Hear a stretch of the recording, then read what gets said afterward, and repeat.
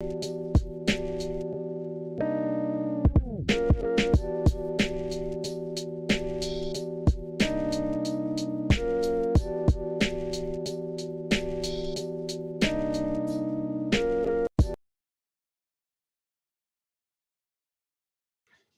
it going, everybody? This is Alex Caceres, and you're listening to Story of the Fight.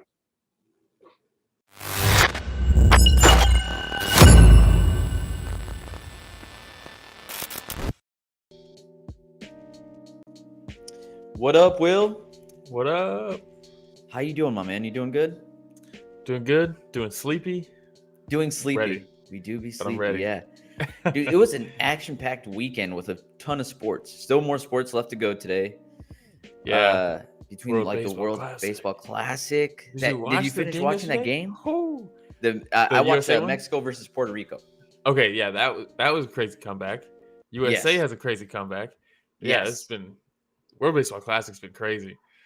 Yeah, we have a Formula One this weekend as well. Fantastic. My boy Checo Perez on the pole position again. But I don't know what that we means. also had UFC 286. Yeah, we did. It was pretty good. Yeah, we did. It was. So, hey, welcome everybody to Story of the Fight. This is a podcast where we talk all things mixed martial arts, combat sports, I guess, sometimes World Baseball Classic, anything that comes to mind. It only comes around every 4 years, you know? Yeah, dude. But if you like any of our content, please like, subscribe, hit the notification bell. Goes a long way. And you can find us anywhere podcasts are found. Anywhere. Like, seriously, just search Story of the Fight. Regen coming through. Good afternoon, fellas. Shout out Good Regen. afternoon, Regen. It's early for me. Shout out Regen. Yeah, but shout out Regen. And also, you can find us on social media, though. Yeah, it's at Story of the Fight on Instagram, Twitter, TikTok, Reddit, Twitch, everywhere. Go to storyofthefight.com. It lists everything. You can just click through the links, hit follow, and make it as easy as possible. Yes. One by one, just follow everything. We had, just go down. Yeah. Straight down the line. Yeah. We had UFC 286 last night. I enjoyed the card. Now, your boy here had to take the kids to a birthday party yesterday. On my end, it was 6 p.m. Yeah. Right in the middle. I had to leave right in the middle of the Gaethje fight. And I was literally in the car watching the Usman Edwards fight. So it was an interesting way of watching the fights, but I watched them nonetheless. I wasn't going to miss it. Can't miss them. Can't miss them. So not yes, a trilogy. Can't miss a trilogy, you know? No, and especially this one. This was a good trilogy. Yeah. It's an interesting trilogy, right? Because it's like once from way back, and then Way back. it takes forever for them to kind of meet again. They meet again. It's like, all right, immediate. And then, Yep. So it's kind of a weird like timeline for the trilogy. It wasn't like Figueiredo versus Moreno. It was just like boom, boom, boom. They're fighting every weekend for a year, you know? Yeah, it wasn't like that. No. But still, I enjoyed this trilogy, and I thought that it was a good rivalry. Just the right amount of trash talk. You know, the skill set's there for Leon Edwards. Kamaru Usman's going to go down as one of the best welterweights of all time. So it's a really good rivalry. But that being said, let's go and get into it. Yeah, shout out Regen. Says comment sections have been fun this past day. Oh, I bet. What a weird fight too, with like fouls and like they kept stopping the fight, and like it was just kind of a weird fight, you know? It was. Like, but good. It was still good. It was good, man. Yes, the fence grab was one of the most blatant solid fence grabs that I've ever seen, and I would have just loved it if Edwards was like, yep. Like he walked to the center of the octagon himself and like looked at the judges, was like, hey guys, take a point, okay? But I know what I did. The funniest part was when they stopped it for the fence grab. He was like, no. What? No, I just put my hand up. Yeah. And they show the replay and he's like, but that's what I'm saying. Funny, like, dude, there's no way that you didn't think you grabbed that fence. I don't know, man. I can't put myself in the mindset like if I have a monster like Usman trying to take me down and it's spur of the moment and you're like, I don't want to go down, and then you do it and then all of a sudden they stop you, you're like, wait, what happened? Because you're so in the moment, you know. Regen, Bilal, no Colby, no Hamzat. You're dumb. You're ugly. Gotta love it. Yeah, basically. That basically summarizes the MMA world right now in just that one comment. Yeah, that was pretty much it. And then, so outside of that fence grab, we also had a couple nut shots, right? Where the fight had to be stopped. And then after the first round, it kind of started settling down a little bit. And I was thoroughly impressed with Leon Edwards' footwork, man. He kept on going to the body against Kamaru Usman, trying to set up that head kick. And you could see in this shot right here, right? Solid body. Well, so Usman's funny like, there's no way I'm putting this hand down, dude. No, exactly. And like that was the game plan, right? Was like this kick over and over and over and over again, which was great. And I was like, man, as soon as he starts going high with it, this is going to be awesome. And then he only threw the one high kick the whole fight. But and it was close. And it was close. It wrapped around the hand, right? Yeah. But it's because Usman had to have known. I mean, his fight IQ is very good. So it's like he's getting ripped to the body with his body kick. He knows it's to set up the high kick. He's not an idiot. So he just kept the hand up and just kept eating the body kicks over and over and over. And which like I that's think what you have slowed to him do. Down in the long run. It slowed him down in the long run, but that's why Usman gave him. It was cool to see Usman give him so much credit for the game plan at the end in the post-fight interview because it's you're either going to eat the body shot all day or you're going to start blocking the body shot and you're going to get ripped to the face again. So like it's a great game plan. That plus the Leon invested heavy in the leg kicks in the first 2 rounds. And everyone talks about Usman's knees. He has to walk downstairs backwards because his knees are so bad. He can't run anymore because his knees are so bad, all this stuff. So what do? Yeah, you just start kicking him in the legs, kick him in the knees, and the leg kicks and the body shots, the kicks mostly, just a fantastic game plan to fight someone like Kamaru. And it's difficult. And this is why it's a head kick. There's the one head kick, right? But it's difficult because or it's cool, I should say. It shows how good Leon really is because it's easy to know that that's a great game plan, but to be able to execute it against somebody whose style really should negate that part of your game, right? Usman's pressure heavy, wrestling up against the fence, out cardio you. It's a smothering style. What do you do against a kicker? You smother him. Like that's what you're supposed to do. And which like he tried to do that. And he tried to do that. And like you said, with Leon's footwork, he just did a fantastic job of just not getting stuck up against the fence and being able to create the space to throw that kick. He did a fantastic job. When they'd get up close, when he would smother them, right, and there'd be a couple of close exchanges, and on the exits, the knees. There was something that Leon Edward and Camp saw on film that showed Usman exits with his head low often. Yeah. So, whatever they were doing, he would just exit with the knee, and it landed multiple times. Some of those shots, man, like the first knee he landed, I was like, how is he still standing? Because that was solid. Yeah, Usman, one of the things that I don't think gets talked about enough too much about Usman is, like, his recovery is next level. He gets rocked in damn near every fight he's in. Against Burns? Yeah, got rocked against Burns. Colby rocked him. Like, he gets rocked often because his striking is pretty good offensively. But defensively, there's some work to be done, And I don't know at this point, are you going to be able to bridge that gap? Probably not. And you kind of take it for what it is because his offense is such a great style. Just really he has great power, so he can kind of get away with some lackluster technique. His jab is fantastic. Outside of his jab, outside of his jab, there's not much going as far as like mechanics, right?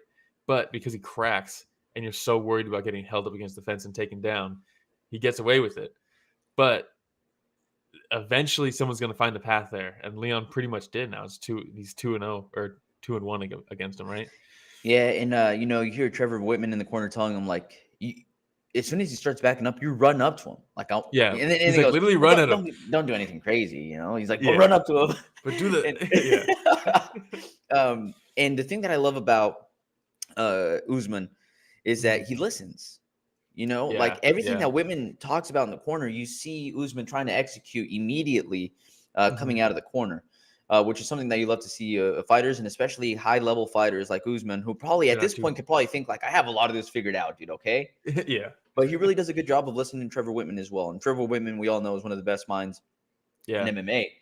So why wouldn't you listen to the guy? But props to Usman for that. And like you said, the class that he showed at the end of the fight. Good. Yeah. I know, dude. Carried himself like a true champion. So that's what I get it. This whole like WWE era that we're in with the UFC where like people have to sell the fights. You got Colby yelling some corny bullshit in the front row. And then that's what you have, right? That's how they make title fights, right? Yep. But it's so great when someone doesn't do it, right? And they're just cool as fuck. And like Usman, you could tell he's a cool dude because in those moments, I heard someone say Usman, whenever he's like promoting fights, he talks like he's telling ghost stories. He He's does. always like, that's a really good way to describe it. I don't take credit for that. I saw someone else say that, but he's always like, and I just break them. And I'm gonna, you know what I mean? Like he talks like really quiet. It's really weird, and it comes across like not very genuine. Like it seems uncomfortable doing it. But then you get moments like that after the fight where he's like not talking like he's telling a ghost story. He's talking at like a regular volume, and like he's just being cool as fuck. And it's like you can just do that, man. Let the fighting speak for itself. Just do that. That's a great point because I did watch Usman on Rogan. Yeah, and dude. It was a lot of the ghost speaking stories, like yeah. That's a really good way to describe it because it kind of would get to me. I'm like, oh, this is kind of cringy, but it was either way. Like I enjoyed listening to him on Rogan. Oh yeah, he did get some glimpses of a normal dude when they'd start laughing and talking, Yeah. And then when he said, "Hey, England, y'all got yourself a good guy and a great champion," and then did you see DC's face when he said that? He's like, "Yeah, I know, yeah." What is it? And when he first got on the mic, Regent says, "Love to see the class between the fighters when they are pressured into trash talking left and right these days." Exactly, it's so refreshing. So refreshing. Chachu would have been proud. Yeah. What's cool is when they put the mic to Usman at the end, the crowd starts booing automatically, right? Because like obviously they're going to, and you can see Leon in the background like waving everybody off, like no, like hype this guy up, and it's like that's sick, dude. It's sick. I know. Both of them. It went both ways, So now I guess we're getting Colby versus Leon Edwards in July. Fucking hell yeah! I cannot believe that shit, dude. And I see all these. I want to see it. All these people in the MMA media, they're like, I would have rather see Leon versus Masvidal next, honestly. And it's like, Bilal Muhammad is on like an 8-fight win streak. What are we doing here? What are we doing? He's the only one that's active. I mean, we saw Bilal versus Leon. Hey, when's the last? Yeah, but it got stopped from an eye poke. We didn't get to see it. I mean, we saw what was going to happen. I mean, but he was getting Bilal. Yeah, but let's see. I'm not even a huge Bilal fan. I'll be honest. When he's on, like, I don't get very excited when he's fighting. His last fight, absolute banger. And since that Leon fight, he's just gone through everybody still. Like, he's undeniable, the number one contender. Let's see. Regen says the only reason to give Colby the shot is them sending a message to all the fighters to start talking more trash. Exactly. Colby, can you name the last time he had a top 10 win? Do you know when his last top 10 win was? No. It was before COVID. The last time he beat somebody in the top 10 was before COVID. Before COVID? And now he's getting a title shot. Well, dude, it's because COVID slowed him down, man. Yeah, but you know who it didn't slow down? Bilal Muhammad. You know what I mean? Like, it's bullshit, dude. This is one of the least deserving title shots in a long time. And that's saying something because there's been some doozies, Yeah. Entertainment business first, sports second, maybe third. I want to see it. Give me Colby Covington versus Leon Edwards in July. I want to see it, dude. I hope Leon shuts that shit down, dude. He's the champ now. I hope he shuts that shit down just like he did in the cage when they were like, we got a guy. They try to hype it up, and he's like, what? That guy's not even fighting. He's been sitting out for 2 years. Can you see Colby winning the title? Yeah, but that's not what it's about. Can you see Leon winning or retaining the title? Yeah, I can. Yeah, dude, and that's what I'm saying. Like, I want to see it. What happens? I would like to see it if Colby gets one win that matters. I mean, it's insane, he might in July against Leon Edwards. Yeah, I hate that shit, man. They do it.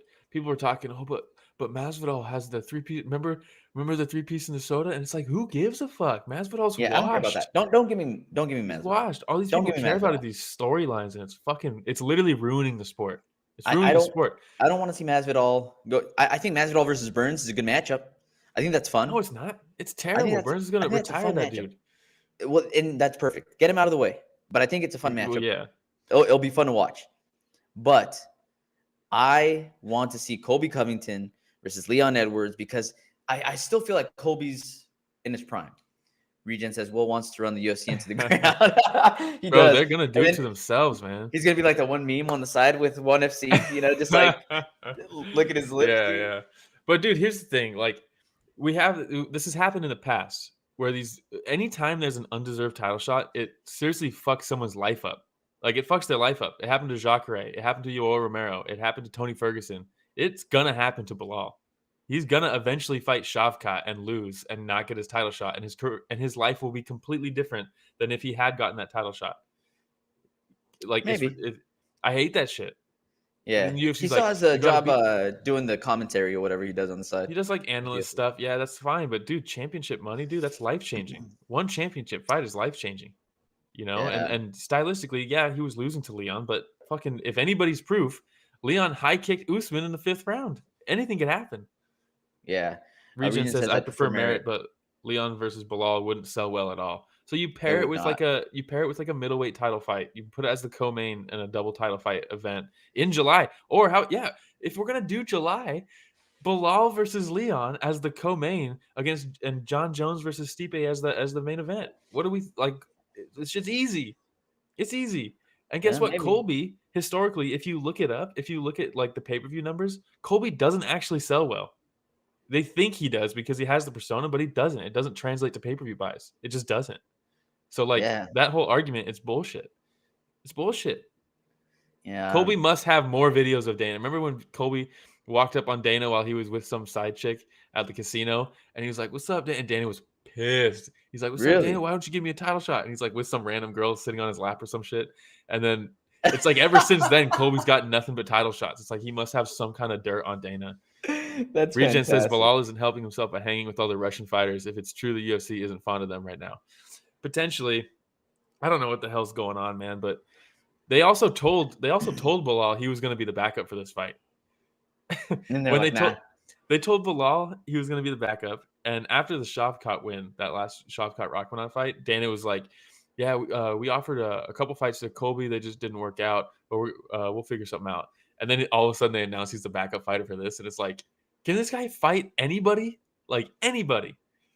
Like what the fuck is going on? Yeah, and Regent brings up another really good point. He says Colby's interview has 2 times the views of any other video from this weekend. Great, but it doesn't translate to pay-per-view buys. It just doesn't.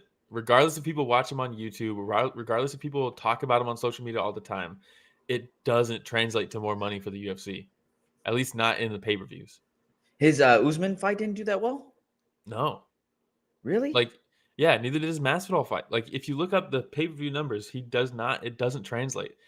I don't know if that's because people are streaming nowadays because it's easier to stream than it is to fucking buy it through ESPN or what, but like, it just doesn't translate. People, because his shtick, everybody can kind of see through it. Like, it's not like with Conor, it's different. You know what I mean? They see through it, but it still generates a reaction. They see through it, but people are still like, I want to see this guy get his ass kicked.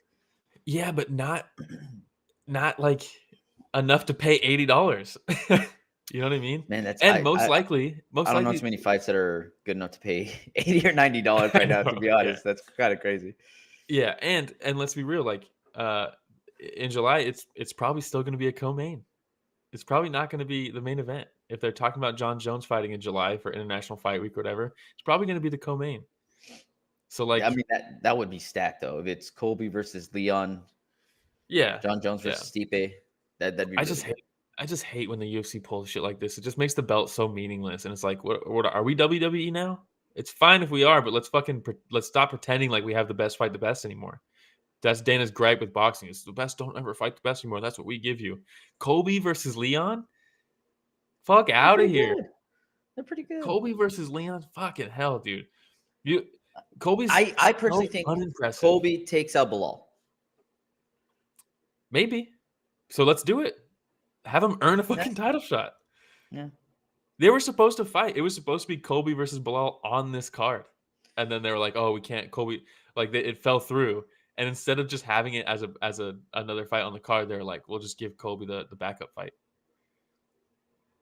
It's fucked, man. The UFC does fight Colby dirty sometimes. I'm gonna fight Bilal and risk it, or just wait because I know I'm gonna get a title shot in July. Don't get me wrong. I'm not coming down on Colby for this at all. If I'm Colby, I'm doing the same shit. I'm showing up in the pink suit, 100%. whatever the fuck you wore. You know what I mean? Yeah, exactly. Regent says, I think it's less about Colby and more about the message it sends to the rest of the roster. Like, hey, we are WWE now, guys, so tighten up. That's exactly it. Thank you, Regen. Because that's the one thing I didn't say, but that's what I mean. It's just fucking, it makes the sport, or not the sport, it makes the UFC just like lose credibility like over and over and over again. It's just, and we're gonna see it again when Conor comes back and he gets a title shot after fucking watch. This is what's gonna happen. Watch this. Colby's gonna fight Leon, right? That's gonna happen. Conor is gonna come back and fight Chandler at 170 for some reason. He's gonna beat an unranked Chandler at 170 if he beats him, and he's gonna get a title shot. And Bilal's gonna be like, "What do I have to do?" Meanwhile, Bilal's gonna get murked by Shavkat Rakhmonov, and his title shot goes out the window for the rest of his career. Yes, and then get Rakhmonov the title shot after that. Yeah, I mean, that's what's going to happen. That's why it's fucked, dude. That's why you can't have these guys skipping the line. It's bullshit. I hate it so much. Let's do it. You look back at Jacare. They fucking shafted him. He never got his title shot. They made him fight again instead of waiting. Like they're always like, you get punished if you wait for title shots. Here we are with Colby getting one. You know what I mean? Like it's ridiculous that they even say that anymore. Because Jacare was going to lose his title shot, they said you have to fight. So what does he do? He fights with a fucking torn pec, gets knocked out, even though he was on like a 10-fight win streak, never gets the title shot. Look, there's special treatment for sure. There's special treatment. I hate that shit. But it happens not just in UFC. It happens in all sports. Oh yeah, it happens everywhere. Like I remember this story, right? Jimmy Johnson in the 90s, his backup quarterback fell asleep during one of the team meetings. You know what Jimmy Johnson did? The coach cut him. And they said, hey. And they said, what if Troy Aikman would have fallen asleep? And he said, I would have gone a pillow. Would have gone him a pillow. Dude, that's just the way it is. You know what I mean? I'm not saying that Colby is the all-star be-all of the UFC. Without Colby, this stuff doesn't run. Like, I'm not saying that at all. But yeah, I think he brings more entertainment into the sport. And I think that they will see more, whether we're saying it's huge pay-per-view buys or not. I think it's more pay-per-view buys than if it were against Bilal. Yeah, I mean, for sure. It is more than it would be for Bilal. And how much is more? 10,000, 20,000, 50,000?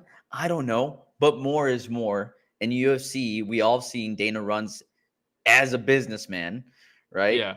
And I think that's what he's looking at more than anything right now. Yeah, maybe. It's just fucking... And then maybe he's scared. What if Bilal does win? What if Bilal does win? Because then at that point, in his mind, he's probably like, now that's not just one championship fight that I can't sell because of Bilal. Now it's going to be multiple championship fights that I can't sell because of Bilal. And that's probably what he's looking at. That shouldn't influence anything. That shouldn't influence anything. But I think it does. It definitely does. And that's what I'm saying is bullshit. Yeah, I hate it. It's the worst part about the sport. It truly is the worst part about the sport. Fuck Colby. I hope he fucking...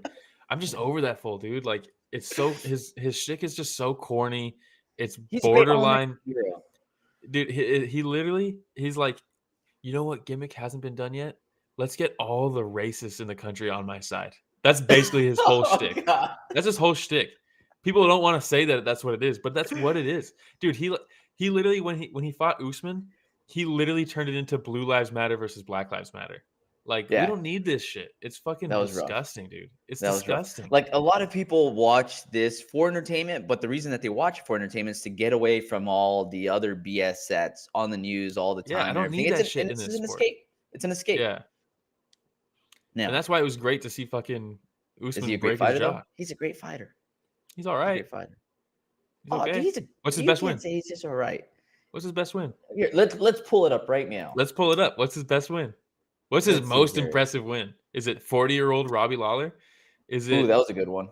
Is it frozen Tyron Woodley? Is it washed up Jorge Masvidal? What's his best win? RDA maybe.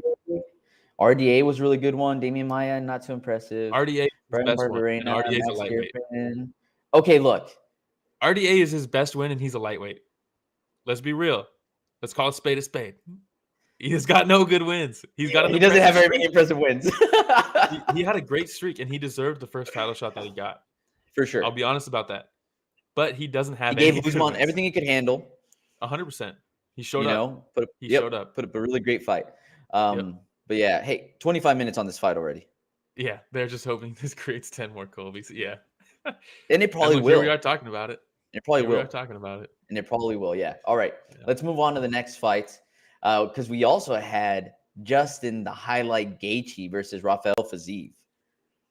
This is as much as the Kobe shit makes the sport worse. This is the shit that makes the sport amazing. Yeah, Yeah, for sure. And Regent this says is a Will perfect only thinking of example. merit. Will only thinking of merit. Once you see the business side, it'll all make sense. I see the business side. Trust me, I understand why they do it, but I Yeah, also it just hate doesn't it. mean you have to like it. Exactly. But I 100% Yeah, but get why it happens. with Justin Gaethje versus Rafael Fiziev, this is a perfect example of the best fighting the best. Justin Gaethje not waiting until somebody that's ranked higher than him accepts a fight from Justin Gaethje. And even he said, he's like, hey, man, like, we like, I understand, like, I got to get other fights, and maybe fighting a Rafael Fiziev and stopping that hype train will get me back on track for another title fight. That's how it works. That's how it works. Yeah. And that's how it should work. Yeah, exactly. Yeah. But what Now, a fight. And you also get entertaining fights. How many times has Gaethje been in Fight of the Night? It's like every single fight he's in. It's insane. I was thinking this. He must go in. I don't know how much he makes every fight. It's probably like what, 100, maybe. Probably, yeah, somewhere around there. Yeah. If I'm Gaethje, I'm probably thinking like, okay, 100 if I win. Oh, and plus my $50,000 bonus. Yeah, you factor. He's just gonna get it no matter what. Yeah, Dude, yeah. Unless it's a title fight. Animal. Now, with Fiziev had his speed on full display, man. Dude, that fast twitch, like.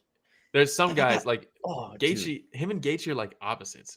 Gaethje is like laboring, big, looping shots, fast, not slow, but it's not like point A to point B. There's a couple more points it has to go through to get to, to where it's going. But with Fiziev, it is immediate. He is so. He was fast. almost like a matador, man. Like, because Gaethje would come in with those big shots, and Fiziev would be like pop, pop, pop, and then like move out of the way, and Gaethje had to reset a couple times, right? And so when I saw that first round, I was like, oh shit, this might be a long night for Gaethje. But then Gaethje was like, he moves so much. Let me grab the back of his head so he can't move, and I'll just hit him with some uppercuts over and over again. Because the first round, how did they score this? Do you know? I know. No, I don't. So I think from what I remember, I'd have to go back and rewatch it, but I have. Let's see. Regen says I got a picture with Gaethje before he was in the UFC. I moved during the pick and I'm all blurry. I swear it's me. Oh, dude, I have a picture with Forrest Griffin. We were leaving the arena and he was just walking down the street and we're like, oh shit, what's up, Forrest? Took a photo with him while I was like walking. Same shit, super blurry, bums me out. But so Fiziev won the first round on 2 judges' scorecards. Scorecards were kind of all over the place in this fight. I had Fiziev winning round 1, Gaethje winning 2 and 3. But the adjustment, because first round I thought was a clear Fiziev round in my opinion. He was just so much faster. He was cracking them. Second round, it was like, Gaethje's getting back in this. Third round, Fiziev cracks him early. Looks like it might be the beginning of the end. And then after that, Gaethje just like flipped a switch and was like, jab and uppercut. 2 things I didn't do for the whole fight. And I'm just going to brutalize you with both of them. I mean, that was such a big change in the third round that, I mean, one of the judges gave him a 10-8 round in the third round. And he got rocked in the first minute. Have the ability to make adjustments throughout the fight, man. Yep. 100%. And Justin Gaethje is one of the best out there. Is he the most technical guy? I think that he has the ability to be technical. Yeah. But he doesn't want to. He wants to be exciting. He wants to live up to his nickname, the highlight. And he says, like, I want to put on exciting fights. I want to be known as the most exciting fighter in MMA. And even Fiziev going into this and his corner, like I was watching him bet, and they're like, look, I think Fiziev's way more technical. I think he'll be able to pick him apart. But Justin, he's in exciting fights, and he comes in for a dogfight every single wime. Yeah. You know what you're going to get with Gaethje. You know what you're going to get. And like an All-American wrestler and hasn't wrestled at all. Hey, he got his first takedown. He got his first takedown with 10 seconds left in the fight. And he looked great doing it. But with Gaethje, or with Fiziev, I should say, one of the things that I was thinking, I was like, he's going to have to really hurt Gaethje, because Gaethje slows down, right, towards the end of fights. Like, if you look at like the Eddie Alvarez fight and the Poirier fight, right? Like, they broke him down a little bit, because if you can stand in there with him, you might break him down, He slows down towards the end. But then you look at Fiziev, and it's kind of the same thing, right? Like he's fast twitch, really quick, all this stuff. But then if you remember when he fought Bobby Green had an excellent third round. So much so that he did so good in that third round that some people now are like, they talk about how Bobby Green could have won that fight. And it's like, he lost the first two. And that's coming from a massive Bobby Green fan. But that's how dominant that third round was. That's what everybody remembers that fight as, was the dominant third round, because Fiziev just slowed down completely. And I was like, if Gaethje can just survive this dogfight, because it's going to be one, to the third round and he's not gassed, I guarantee Fiziev's going to slow down. Yep. And after he rocked him in like the first minute of the third round, it was all Gaethje. He just took his foot off the gas, couldn't do much, Regen says the crowd went crazy when Justin even attempted a takedown, had me cracking up. It's almost like a running joke in the MMA community. Well, that's what he even said in the post-fight interview, right? He's like, all right, I got my takedown, so y'all can shut the fuck up now, or something like that. It's funny. Awesome. And I think that people that really didn't know about Gaethje going into this, or they haven't done their homework, don't know that he was a legitimate wrestler. And I think DC was talking about how they have the national championships for wrestling going on right now. And some dude went up there and they're like, hey, the last time that this school had an All-American champion was Justin Gaethje, and he's fighting in the UFC tonight. And everybody's like, what? Like, for real? He's the real deal, man. Yeah. And they've talked about how his wrestling through like when he was younger and stuff, he was more of he was a really good defensive wrestler, and use like what you gave him against you almost, more so than like being a proactive, like I'm going to blast a double leg across the mat and like get to you with the wrestling. Yeah. So it makes sense that he's kind of like a sprawl and brawl type fighter in the UFC, just you're not going to take him down and he's just going to beat you up because that's what he does, But it would be cool to see some more offensive wrestling. I think he'd probably do some good things for his career, And he said something after the fight that made me happy, where he said, hey, I'm going to give it one more run at the title, but that's it. Like, I don't have very many fights left in me, so I'm glad you guys came here and enjoyed this with me. Yeah, and cool. Because the type of fights that he's in, I don't want to see him continue being in those fights until he can't do it anymore. Where he starts trying to be in those brawls and all of a sudden he gets tapped in the chin and he's out. Like, I don't want to see that. I don't want to see that either. I want to remember this. Dude gets hurt in every single fight. Every fight. But the chin's still there. So it's like, it's okay, kind of. But it won't be for long, man. If I'm glad he has that kind of like wherewithal right now. If he sticks to it is another thing, because a lot of people struggle to, they can say that all they want, but they might feel like, I could still get back in this. I could still do this, But eventually that chin goes. It doesn't stay forever for anybody. Yeah, maybe he fights Jake Paul in a couple years. We'll see. Rakes in $1 million. I don't think Jake Paul's boxing. Yeah, in a couple of years. Regen said he said after the loss to Eddie Alvarez, he said he had 2 more fights, yet he's still here putting on damn good fights. So it's hard to stick to that word, Yeah. Especially when you come in and the killer that nobody wants to fight, you come in there and you beat the brakes off of him. I mean, and the crowd's going crazy and your adrenaline's pumping. And Connor says, man, it's an addiction. It's an addiction. We've seen it happen over and over and over again too, though, I think. Yeah. All right.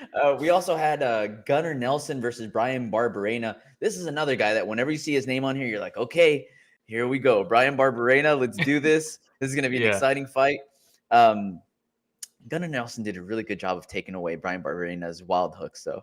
He just clinched him up against the fence. It was like, dude, you can't swing when you're like this.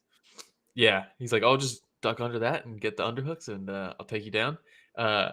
It's cool to see. I wish Gunnar, man, if Gunnar hadn't gotten so many injuries throughout his career, I wonder what would have happened, because his skill set is so fun to watch. Like, he doesn't just take people down and lay on them, like as soon as he got Barberena down, he's passing, he's landing nasty elbows. And you see that like glimpse of like what we were sold with the whole Kavanaugh, Gunnar, Connor camp, which was like intuitive, like not so much unorthodox, but just like very like, oh, how come no one does that stuff like that, and in this fight, Gunnar gets to like almost like he was in half guard, but he was attacking the arm on the far side, right? And then he's just bam, just throwing these elbows backwards Barberena to try to just keep isolating the arm. And it's like, man, we just don't see people do stuff like that. It's just they're so creative, and you see glimpses of it, and it never really paid off with Gunnar. You know, his transitions and his progressions were so methodical, man. Very well thought out. Timed them perfectly. So much so that it almost seemed like they were flowing. Yeah, or like rolling slowly. You know, where Barberena was like on his back, and he was even thinking like, okay, what's my next move? Like, I don't know what to do next. And then, gets elbowed. He's like, okay, I can't hang out there for too long. You know, but it was a little bit slower, a little bit more methodical with his transitions. And it really seemed like he had Barberena confused during the transitions. He didn't know what to worry about. Yeah. And then I think the perfect example was when he landed that armbar, because he's holding on to Barberena's left arm. He has it hooked. Yeah. While it's hooked, elbow. Elbow. And so Barberena is now concerned about the elbow, and the arm's still hooked, and he wraps around for the armbar. It was a perfect transition. It was beautiful. With like 3 seconds left or something like that. When did he finish this? 9 seconds Regen left. says, I lost it when Gunnar got the sub. So happy for that dude. Seems like a great dude. Seems like a great dude. It sucks all the injuries that he's had, because he was such an interesting character in this division. But it was cool. I rewatched this one right before we went live, because like you said, the way he's just so methodical. Like, he gets to that half guard position, he starts attacking the far arm. He starts throwing those elbows behind, right? Like he's pulling a fucking rope on like a lawnmower, right? Yeah. Just fucking elbowing Barberena. He attacks the arm for like a straight arm lock, or like maybe a Kimura, maybe Amirkhani, you don't know. Elbow, arm triangle. Nope, no arm triangle. Elbows. Now I'm on the arm. Elbows, arm bar. It was just so like, what do you do? If you're Barberena, you're probably just like, and that's what I'm saying. Like, it felt like watching Barberena, I could see it on his face where he was like, what do I do? And I've been in that position. And that's It a sucks. terrifying position. when someone's like attacking this, and you're like, oh, defend that. And then they're attacking this, you're like, oh no, not this. And you're just like, you're stuck in defense mode, and it's a terrible position to be Now in. imagine receiving elbows while you're in the process of trying to figure out what to defend next. And then you throw in elbows to your forehead in the mix, or to your nose, or to your temple. Those were nasty shots. Nasty shots. But great performance by Gunnar Nelson. Yeah, really happy to see him back in the win column, because I mean, he won his last fight, right, against was it Sato that he fought last? Yeah, but it was kind of like a lackluster fight. But I mean, you look at the guys he's lost to, man. Gilbert Burns, Leon Edwards. Yeah, the champ, former contender. Ponzinibbio's very underrated. Maia, and then Rick Story. Yeah. But wait, another Rick Story. Okay, but yeah, but still, great performance. Yeah. Only 19-5, man. Yeah, and it sucks, man. We lost probably his prime. Yeah. Because he was pussyfooting around with the mountain from Game of Thrones. We literally lost like that. That's crazy to me. That's crazy to me that we lost like a year or two because he was grappling with the mountain for fun for a YouTube video. Terrible idea. Hopefully we made some money off that YouTube video. All right. We can move on. We had Jennifer Maia versus Casey O'Neill. Yeah. Casey O'Neill, long layoff. She comes back and just couldn't get anything going. First loss against Jennifer Maia. Maia just had a great game plan of just like making her come to me and just lighting her up every time she tried. And not stopping. Constant movement from Jennifer Maia. Constant head movement. A lot of action. Everything she was throwing was bunches. My favorite. Yeah. My favorite. Punches and bunches. Throwing 3 or 4 shots at a time. I thought she did a great job. Props to Bisping for also calling out the fact that the crew was getting a little one-sided with Maia. Because they're like, oh, Maia's doing this, Maia's doing that, Maia's amazing. And then he's like, hey guys, Casey O'Neill's also landed some shots. Okay, this has been a fight so far. And after that, you notice that they start giving recognition to both fighters. But overall, it was a very competitive, very fun fight. But Jennifer Maia had an excellent game plan, nonstop movement. A little too much for Casey O'Neill on her return. A little too much. Interesting to see what Casey O'Neill does from here, because I think she's so young in the game, that she can really make adjustments off of this. And it's just a matter of like, does she? She's 9-1 now. Yeah, first loss. All right, this next one I'm kind of sad about, man, because that's my boy. That's your boy. Roman Dolidze. That's my boy. And he went up against Marvin Vettori. Now, Roman Dolidze, in the last 3 fights before this one was the underdog, and I picked him every single time, and he came through for your boy, okay? Yeah. Now, did I pick him going against Marvin Vettori? I did not. Yeah. I thought it was hold on. Worst matchup. I thought it was a really big jump for Dolidze. Really big jump. And also Vettori, I didn't think was going to be one to get in those dog fights that Dolidze loves, that he's able to draw other people into. He's too good for that, I think. It's also like Dolidze is he's been running through people with like this aggression, but Vettori, you can't run through Vettori. He's shown that. You know what I mean? Like, that's a bad game plan against Vettori. And he tried it. He's just swinging wild hooks up against the fence, and Vettori's just picking him apart, basically. I know, dude. Dolidze had a great first round, I thought. But Vettori just was like, "Oh, we're just hooking?" Because I've been there. I can handle that. A little bit.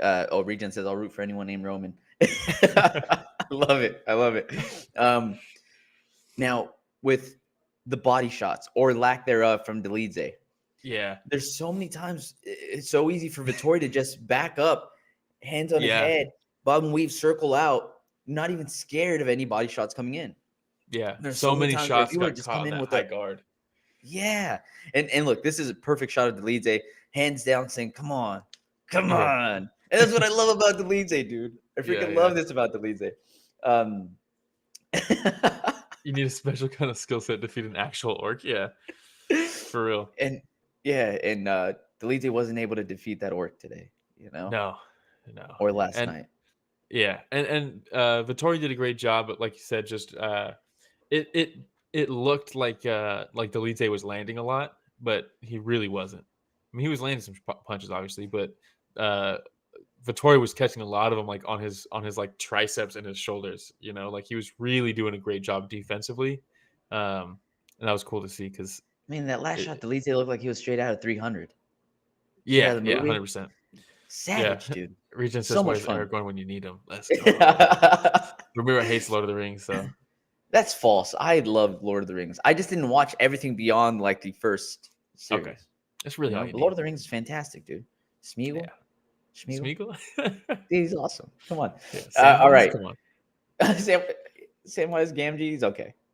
Okay. I just like him more in the Goonies. He was great in the Goonies. Also great in 51st Dates. Oh, so good, dude. So good. Yeah. But Samwise Gamgee is one of the best characters in all of He's pretty good, dude. He's pretty good. Pretty good. Okay. All right. Jack Shore versus Makwan Amirkhani. Jack Shore.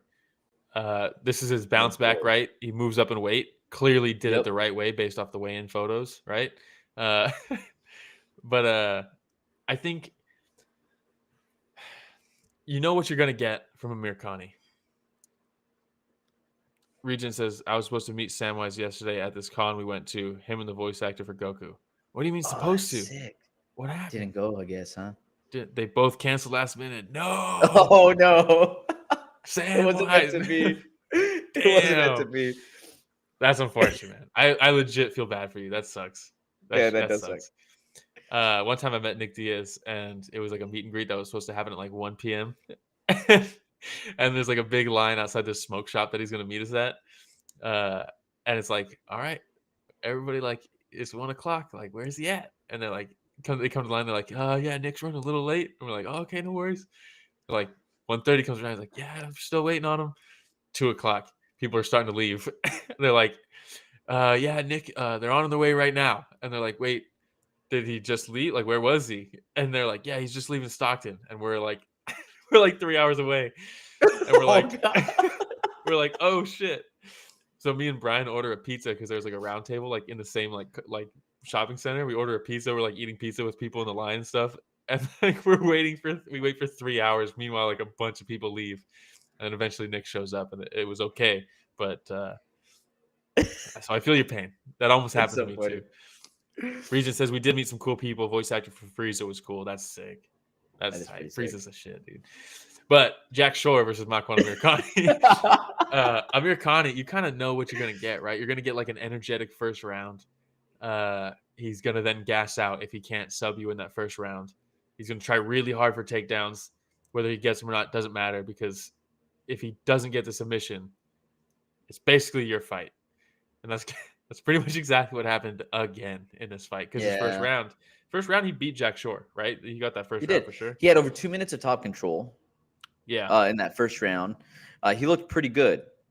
It just looked like he expended a lot of energy, more than he's willing to expend to go through 3 rounds. He's definitely willing to expend it. It's just more than he should then, because it's the same thing every time, and it sucks because I really like Makwan or Amirkhani. I remember when he first started, he was kind of exploded onto the scene. He's like, I'm trying to buy my mom like a bed, He was like, we don't come from anything. Like, I'm gonna buy my mom a mattress. Like, he was cool, man. Yeah. And he's just struggled since then, and it's Jack Shore's time. You know what I mean? This is like Jack Shore's on the come up. He got through that first round, and then Jack Shore looking like he could still make bantamweight. It doesn't look like he bulked up muscle wise. Lose there. But that's fine because it worked. All right, so for Amirkhani, he just does back to fights. By the way, still this entire thing. Amirkhani still has the best picture on Tapology, by the way. That has without not changed. I'll pull that up right now so we can show that, because it's been a rough go though. It's been a rough go. He's been been in the UFC since 2015. Goes on a little 3-fight win streak. Loses to Arnold Allen. Not bad. Okay. Couple fights won. Loses to Shane Burgos. Wins against Danny. Look at that picture. What a picture. The best Tapology picture. Yeah, so Jack Shore for anybody that's listening on Spotify, Breaker, Podcast, Radio Public, Google Podcasts, Apple Podcasts, Anchor FM, anything like that. So if you ever hear us mention like Regen or somebody else, HOB Comer, a lot of our frequent listeners, and those are folks that are leaving comments on there, and we always like to interact whenever we're live. And also our producer Rich likes to put pictures up that kind of allow us to reference what's going on in the fights that we're talking about. So yeah, join us on YouTube. Show us on YouTube. It's the best spot. YouTube or Twitch, really right? Fun. Gotta be the best spot. But yeah, in his last 1, 2, 3, 4, 5, 6, 7, he's only won 2 of the last 7. That's rough tough, go. Man. Rough go. That's tough. All right. Anything else on that fight?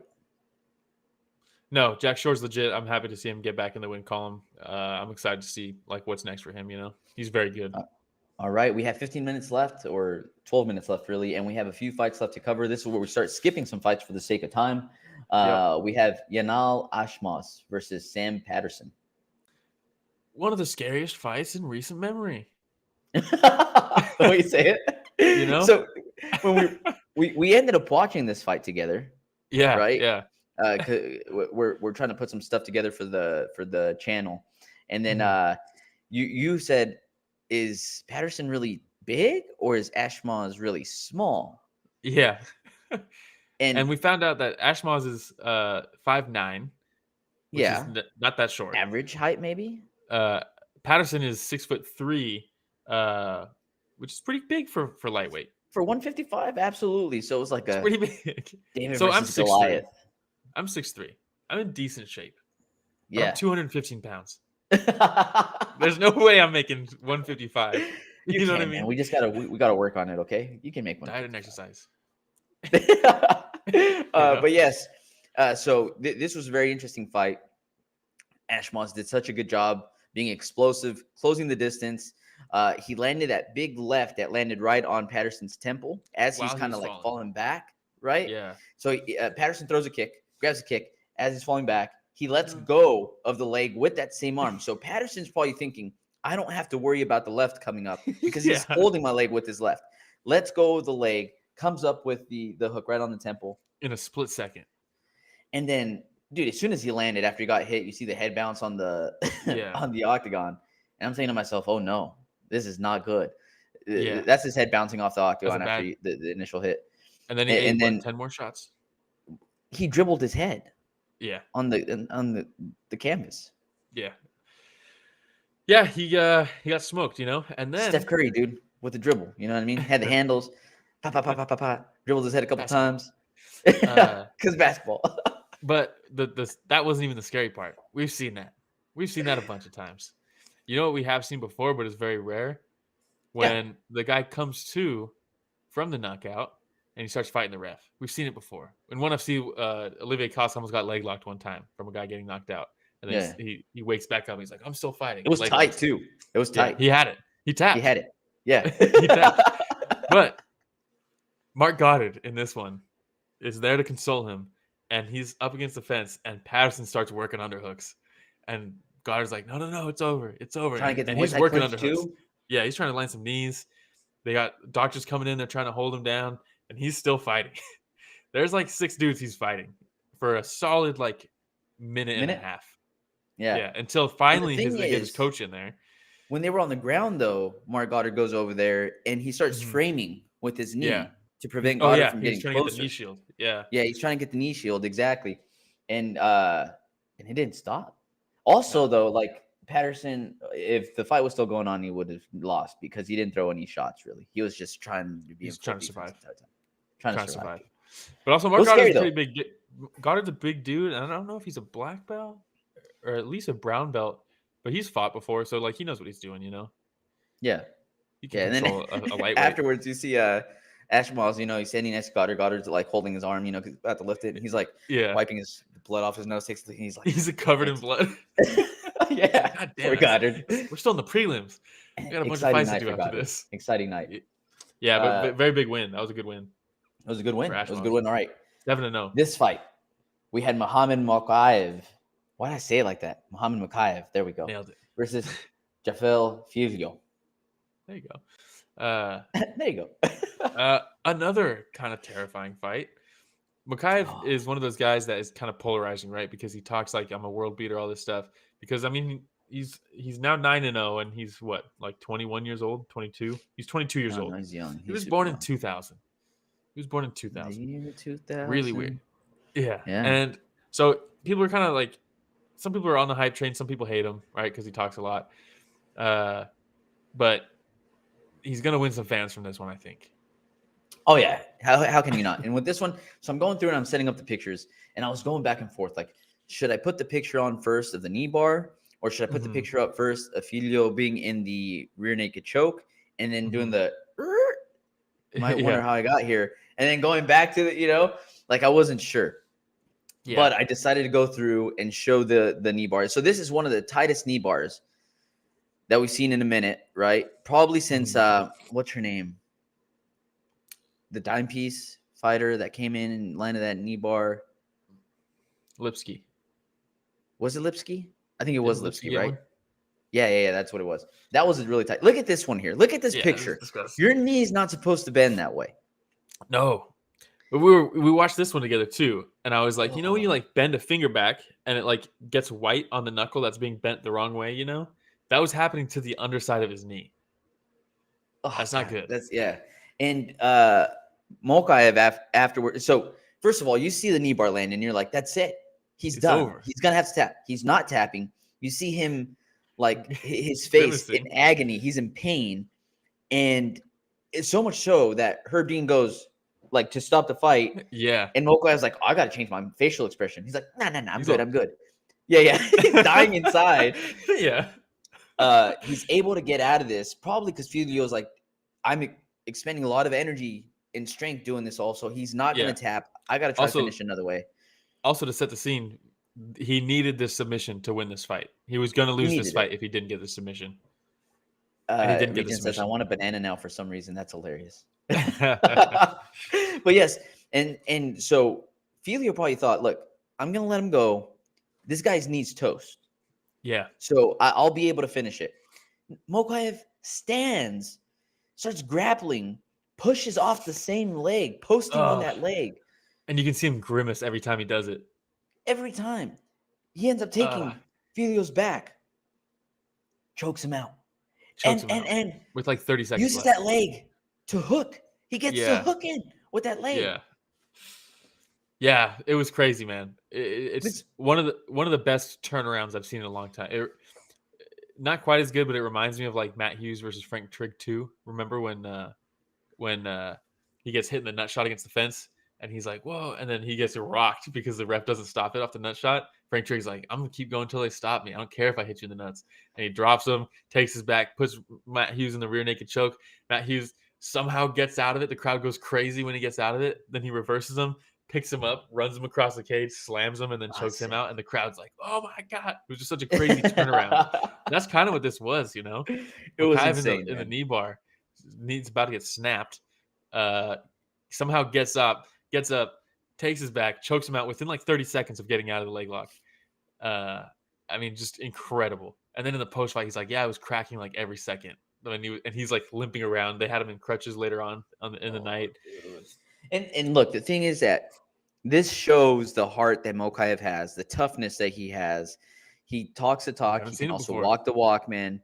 But the thing that sucks now is we probably won't get to see him for another year, at least. Well, that's what sucks. Is his whole thing was like, "I'm trying to be the youngest champ. I want to beat John Jones's record." Right? Not going to happen now. No, probably wasn't going to happen regardless, right? Because he just fought an unranked guy, even though he's in the top 15. But yeah, Trig is a ref now, and he never calls foul on low blows. He doesn't believe in him. Yeah, he's like, if I had to go through it, you do too. Yeah, it is always kind of cool seeing Trig in there as the ref. It is cool. Him and Lehman both reffing. But yeah, Mokaev is legit, man. How many fights do we have left to go? Let me see. I think we just have 2 more fights left to go. Lerone Murphy versus Gabriel Santos, the next one we're covering. Yeah. A couple of Lerone Murphy coming in. Yeah. Debut for Santos on short notice. Lerone Murphy is legit. I think he's a future contender for sure. He's been out for a while. People kind of forgot about him because he got hit by a car while he was on his bike and almost died, right? Because he was bleeding out and it took forever for the ambulance to get there. So he had to cancel his fight, obviously. And then eventually gets rebooked, right? Takes on Gabriel Santos. Santos doing everything he can to make the most out of this opportunity. Short notice debut. Just absolutely took it to him. This was such a good fight. Really a coin flip for this one. I thought Lerone Murphy won 2 out of 3 rounds, but Santos was there the whole time. Outside of the 3rd round, that was kind of the only clear round, you know? Yeah, and Santos had a fantastic showing as well. Stock does not drop for Santos at all after this fight. Absolutely. I want to see this guy ASAP. Let's get him in there tomorrow. But it's just one of those fights where they both put their head down a little bit, and from the hip, man, just hook. And they're both landing solid shots. Yeah, they're both landing solid shots, man. The knees to the body he was mixing in, just such a great fight. We watched this one together too, and it was like we did. That's right, man. This is gonna be one of those fights where it's like, oh man, I can't believe these guys fought. Like they fought back in 2023 when they were unranked. Like this, that's one of those fights. These guys are gonna go places. It's like Usman versus Edwards years ago. They fought. And then later on, it's going to come back together with now they're fighting for the title.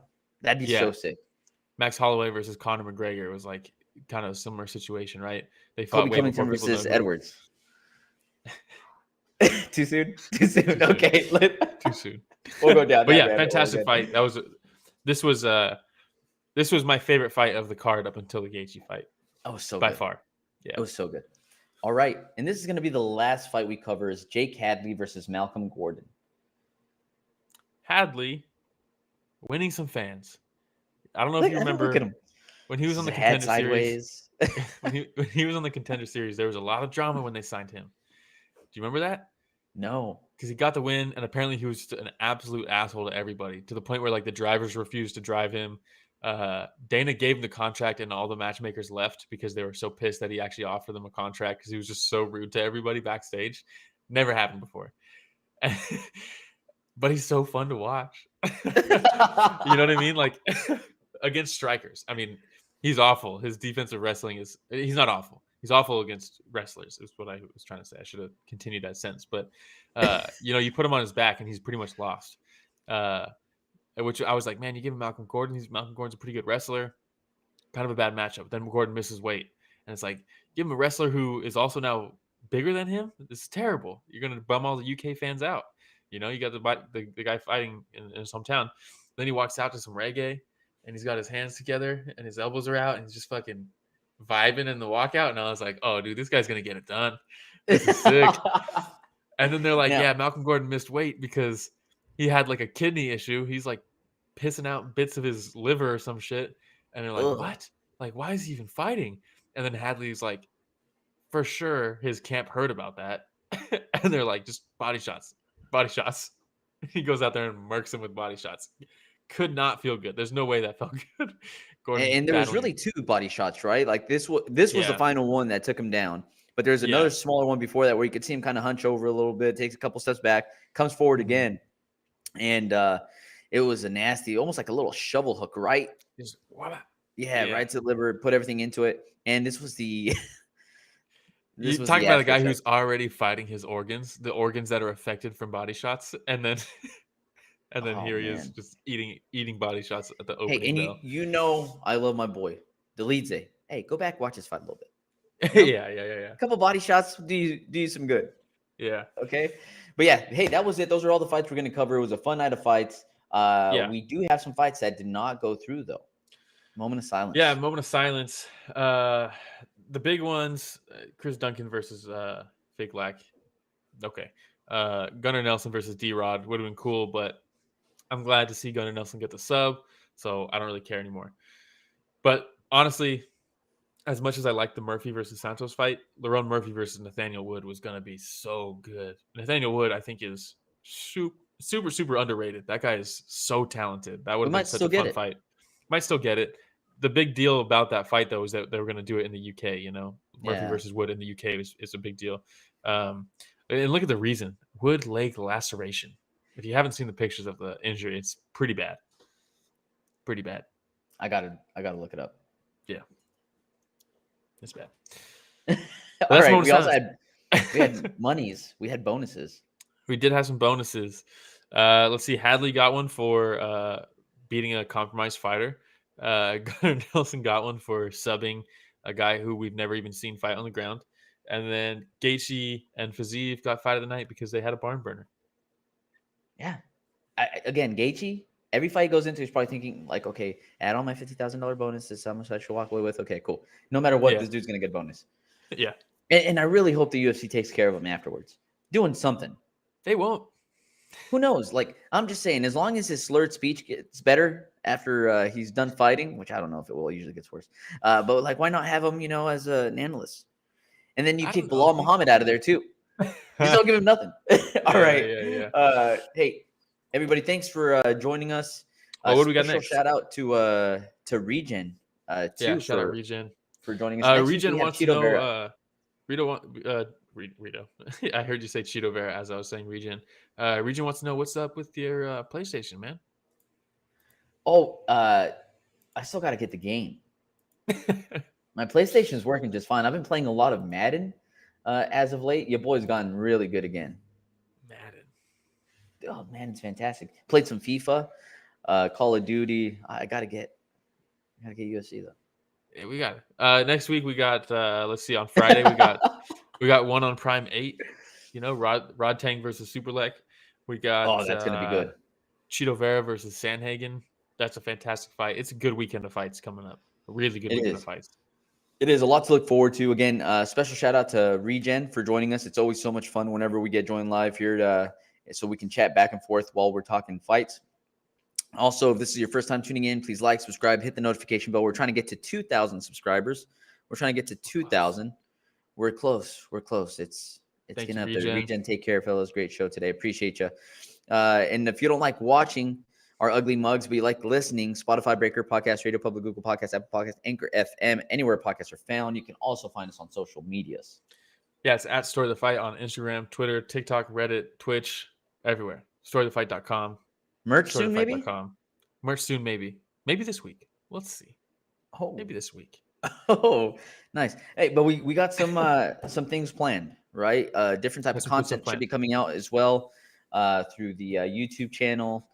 And hopefully big things in the horizon. So,